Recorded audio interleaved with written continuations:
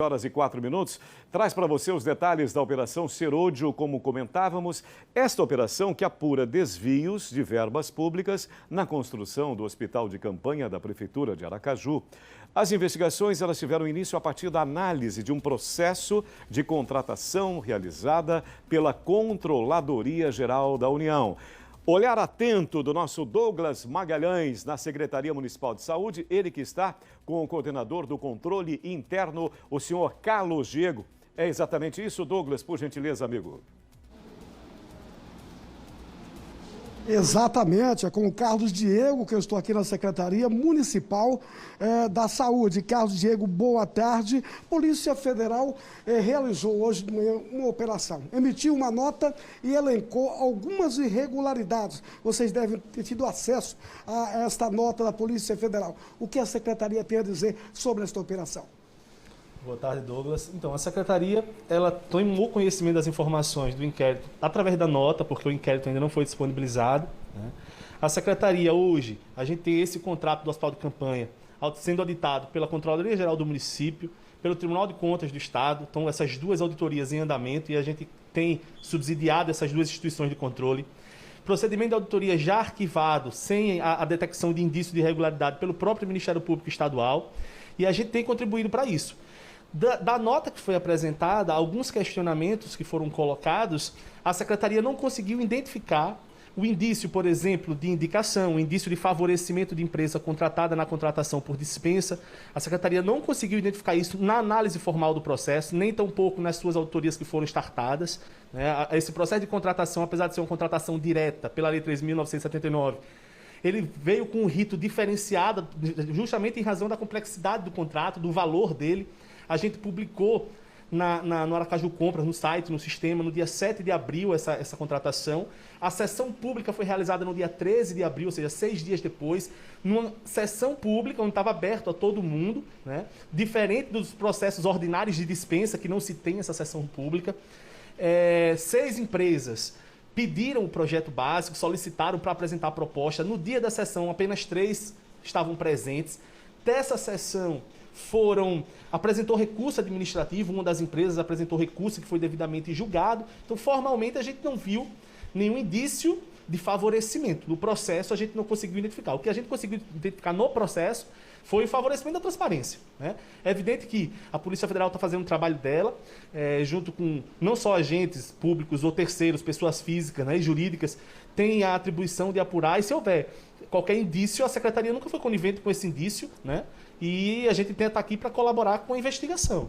No caso das propostas, a Polícia Federal colocou na nota que da proposta, as 3 propostas, elas tinham erros gramaticais idênticos. Como você vê isso? Então, eu não sei que proposta foi referida na nota, a gente não tem como saber, né? Mas no processo, na análise formal, a gente tem primeiro uma fase de pesquisa de mercado, que é interna, né? Onde o setor de compras ele pesquisa no mercado empresas do ramo, e não sei se foram essas pesquisas que está tendo essa similitude, mas, de qualquer sorte, na sessão pública vieram 3 empresas diferentes, né, com contratos sociais distintos, que inclusive colocaram a resignação da proposta vencedora com a apresentação de recurso administrativo. Isso é o que a gente tem da análise formal do processo, tá? Então, é isso que eu tenho a dizer dessa análise formal. Deixa transparecer que houve superfaturamento nos ar-condicionados na locação deles. Então, com relação ao ar-condicionado, a gente identificou no processo de pagamento que esse item ar-condicionado ele foi glosado no primeiro faturamento, não foi pago pela Secretaria. Justamente porque a área técnica que recebe o serviço são engenheiros que estão com sua anotação de responsabilidade técnica registrada no Conselho Regional de Engenharia. Eles identificaram que a prestação do serviço de ar-condicionado estava em desacordo com o projeto. Não é que eles não fizeram, eles executaram, mas parcialmente. Isso levou a uma glosa total do valor do serviço. Então, a empresa, mesmo que tenha executado o serviço parcialmente, ela não recebeu R$1 com relação ao ar-condicionado, porque a gente detectou antes do pagamento que estava em desacordo. E nós fizemos a glosa, isso foi apresentado, está no processo. Teve também a questão do piso. A questão do piso e as demais inconsistências com relação ao tamanho do parapeito, né? O piso, a inexistência de instalação elétrica, essas considerações, a área técnica, que é o setor responsável pelo recebimento do serviço, não detectou nenhuma incongruência, muito pelo contrário. A informação que foi dada para a gente é que, inclusive com atesto do serviço, né, por esses profissionais responsáveis, engenheiros, é que o serviço estava de acordo. Então, se tem ou não uma divergência, eu ainda desconheço essa divergência, porque a informação oficial é que estava de acordo. E agora, o que é a Secretaria de Saúde, qual a posição da Secretaria de Saúde diante dessa investigação, desses mandados cumpridos no dia de hoje? Então, a gente já está atuando, né? Já vinha atuando. Então, a gente não vai fazer nada além do que já faz. A gente tem um processo administrativo aberto contra a empresa diante da inexecução do contrato, parcial, evidentemente, que já foi encaminhado para a Comissão Permanente de Apuração de Infração antes mesmo da deflagração da operação da Polícia Federal.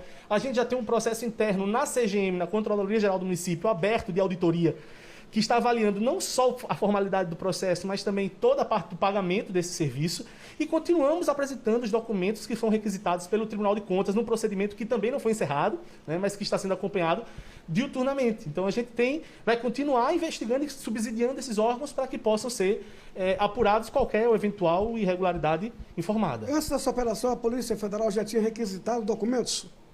Sim, já tinha sido feito requisição de documentos e o jurídico da Secretaria já startou essa solicitação de documentos com as áreas técnicas e respondeu, segundo informações passadas, no prazo devido. Ok, muito obrigado. Boa tarde, senhor. Boa tarde, Douglas. É com você, Sérgio. Sim, obrigado. O nosso Douglas, ele esgotou as possibilidades. Realmente foi sensacional a entrevista. Também o Diego, a disponibilidade do Diego. E o mais importante nisso tudo, minha gente, é exatamente o seguinte. Está com a bancada aqui. O importante é a lisura das contratações e o importante também é a tranquilidade no que se refere ao que foi feito. Podem me investigar tranquilamente, não há problema nenhum no se investigar, no saber exatamente como foi, qual foi o processo que aconteceu, como que aconteceu, a elucidação do fato, isso é fundamental, mas também tem um outro lado.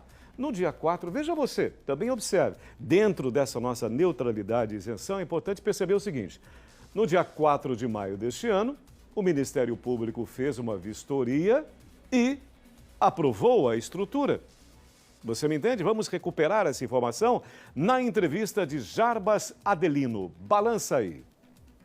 Na verdade, eu instaurei na promotoria do Patrimônio Público, a primeira promotoria de Direito Cidadão, um procedimento, uma notícia de fato originária de uma denúncia de 2 vereadores a respeito da dispensa, licitação e da empresa que ganhou. Embora tenha havido uma licitação dispensada, mas houve uma certa habilitação de concorrentes. E um dos principais pontos que são controvertidos é exatamente o piso, que seria, segundo eles, um piso inadequado ou um piso de uma qualidade abaixo, por isso que teria ficado um preço abaixo, e a questão da capacidade ou não dos ar-condicionados para refrigerar esse ambiente, que é um ambiente muito grande. Mas é importante frisar que a empresa contratada, ela foi que apresentou realmente o menor custo e um preço razoavelmente abaixo dos outros que apresentaram propostas. Então, a gente ainda vai verificar isso com muito cuidado, mas de qualquer forma não há. A princípio, com o poder público tem um prejuízo, já que o mais baixo foi contratado. Você entendeu porque nós precisamos ter essa serenidade na análise do fato? O fato, não a opinião, o fato. Então, no começo de maio, essa constatação. Ministério Público do Estado, está tudo certo, tudo tranquilo. Aliás, o valor é menor, então está tudo certo. Foi o que aconteceu. Agora, há uma outra possibilidade? Ok, também vamos analisá-la. Sempre vou repetir para você, com neutralidade e isenção. Esse é o bom jornalismo. É assim que a gente trabalha, não tem erro. 12:14. Sobre as investigações da Polícia Federal acerca de possíveis irregularidades no Hospital de Campanha de Aracaju, olha só que interessante. A Procuradora da República, a senhora Eunice Dantas, falou agora há pouco numa reunião virtual com a imprensa. Vamos ouvir um pouco que seja do que ela disse. Balança aí. Esse trabalho de hoje, essa busca e apreensão, ela é um resultado de um trabalho conjunto que vem sendo feito pela Polícia Federal, CGU e Ministério Público Federal. Desde o início, essa contratação chamou atenção por conta da empresa vencedora, que é uma empresa conhecida no estado por uma empresa de montagem de palcos para show. Só isso já foi chamando atenção, mas a evolução da investigação foi dando conta de diversas irregularidades, desde o início da contratação. Por exemplo, a publicação no Diário Oficial do município, do termo de referência, ela se deu no dia 7 de abril, quando o termo de referência e assinatura da secretária só foi dado no dia 8. Então, viu-se aí que já tinha essa primeira irregularidade. Se for analisar bem os dados que a gente tem, essa empresa devia ter sido desclassificada desde o início, porque ela não apresentou os dados necessários a uma licitação. A especificação do objeto, ela desde o início foi falha, havia erros grosseiros, inclusive na contagem dos contêineres. Uma tabela dava 31, outra dava 30 contêineres.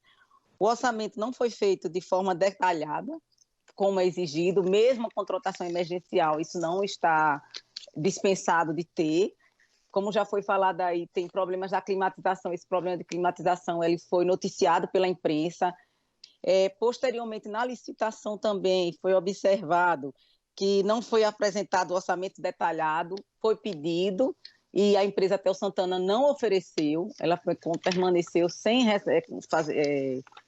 retificar, então não deveria ter sido classificada. Outra coisa que chama atenção também é que para participar de uma licitação há necessidade de qualificação técnica. A empresa não tinha nenhuma experiência com climatização.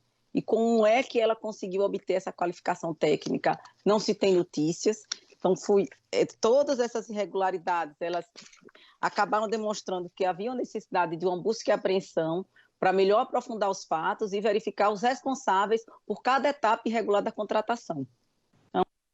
E a Procuradora da República também explicou que há diferença entre as investigações dos Ministérios Públicos Estadual e Federal. Balança aí. Apesar de ter tido investigação no Ministério Público Estadual, nós entendemos, tanto o Polícia Federal, o CGU e o Ministério Federal, que não havia interferência. Os recursos eram federais, eles foram transferidos de fundo a fundo pelo SUS, pelo orçamento do SUS.